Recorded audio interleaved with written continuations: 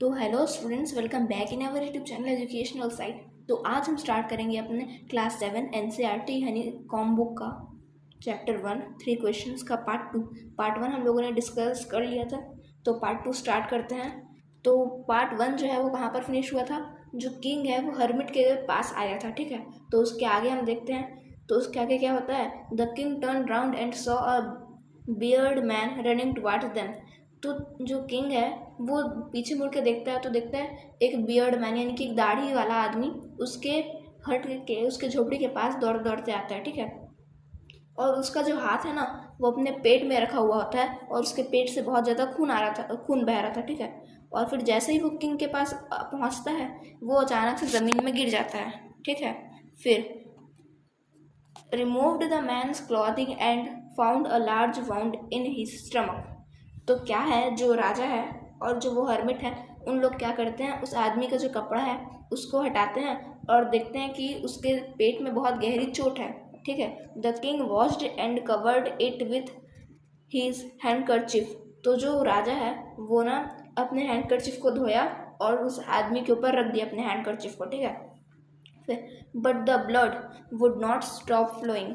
और लेकिन उसके पेट से जो खून बह रहा था वो बह ही रहा था, वो रुका नहीं, ठीक है।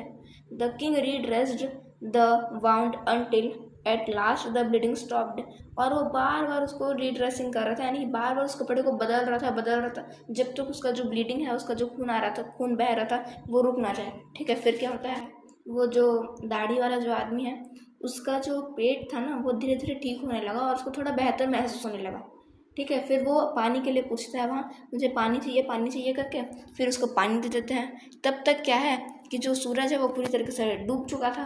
फिर जब सूरज डूब चुका था ना, उसके बाद उन लोग क्या किए, जो किंग है और जो हर्मिट है उन लोग उसको पकड़े और ले जाके उसको अपने पलंग में सुला दिया। जो झोपड़ी था ना उसका हर्मिट का, उसमें पलंग में उसको सुला दिया। फिर the man closed his eyes and lake white. और उस आदमी ने अपना क्या किया, आंख बंद कर लिया और शांति से वो सो गया। फिर the king tired by his work and the work he had done. और जो राजा है वो बहुत थक गया था क्योंकि वो बहुत काम किया था ना। Lay down on the floor and slept through the night.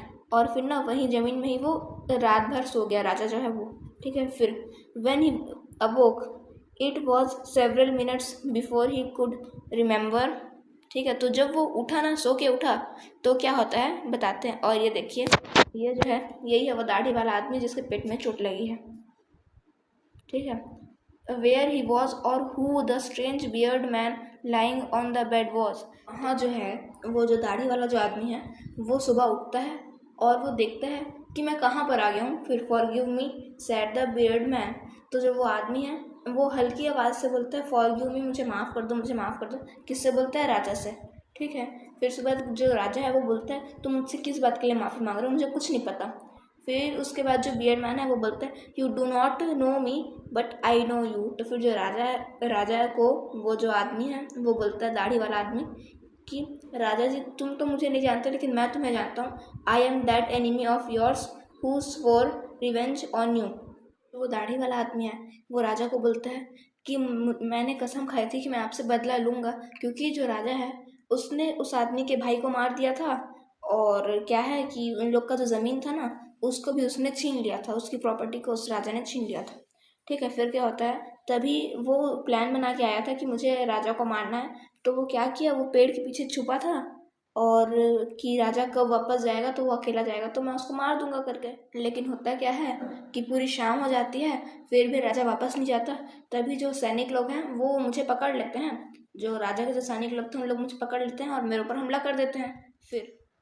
फिर क्या होता है, उन लोग जब उसके ऊपर हमला कर देते हैं तो फिर वो कैसे भी करके अपनी जान बचा के वहाँ से निकल जाता है और राजा के पास आ जाता है और राजा से कहता है कि अब आपने मेरी जान बचाई है तो फिर मैं आपका सच्चा सेवक बन के रहूँगा पूरी ज़िंदगी भर। फेथफुल सर्वेंट मतलब सच्चा सेवक बन के रहूँगा, ज़िंदगी भर आपका सच्चा सेवक बन के रहूँगा।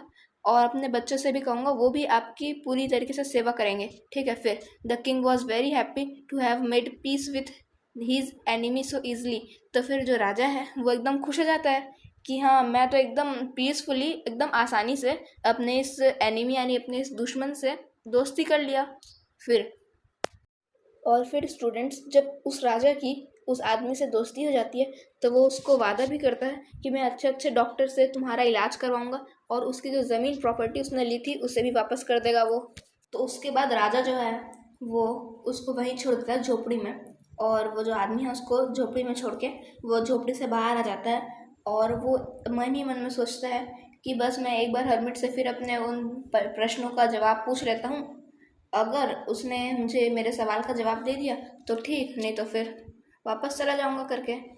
ठीक है, फिर उसके बाद वो जाके हरमिट से पूछता है कि आप मेरे सवाल का जवाब दे दीजिए करके।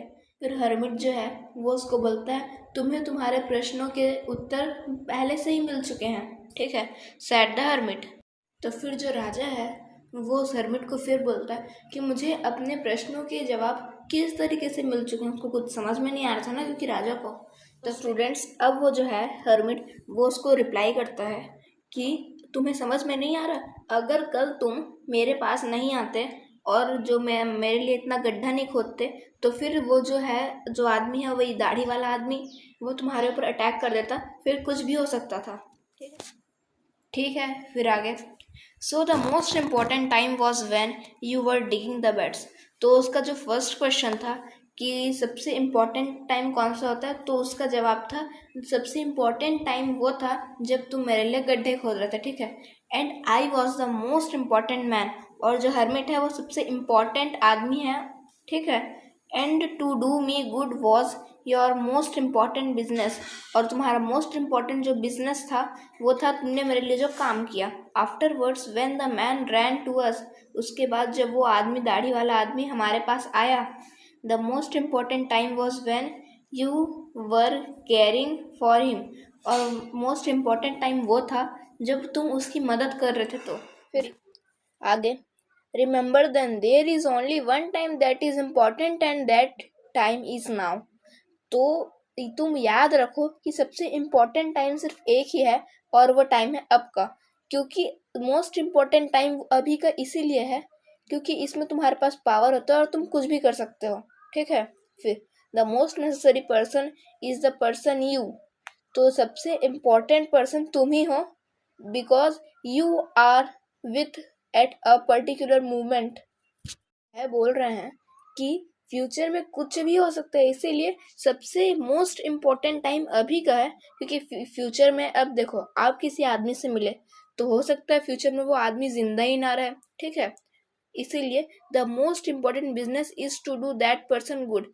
तो सबसे मोस्ट इम्पोर्टेंट जो बिजनेस है वो है किसी के लिए अच्छा काम करो, because we were sent into this world for that purpose alone. क्योंकि हमें इस दुनिया में भेजा ही क्यों है, क्योंकि हम अच्छाई बांटे और सबके साथ अच्छे से रहें। तो हमारा जो चैप्टर है ये यहाँ पर कंप्लीट हो चुका है। और ये जो स्टोरी है इसको लियो टॉलस्टॉय ने फिर से कहा गया है रिटोल्ड। ठीक है, उसका मतलब वही होता है। तो अगर आपको हमारा वीडियो अच्छा लगा होगा तो like share subscribe comments below down. मिलते हैं नेक्स्ट वीडियो में, तब तक के लिए बाय, टेक केयर।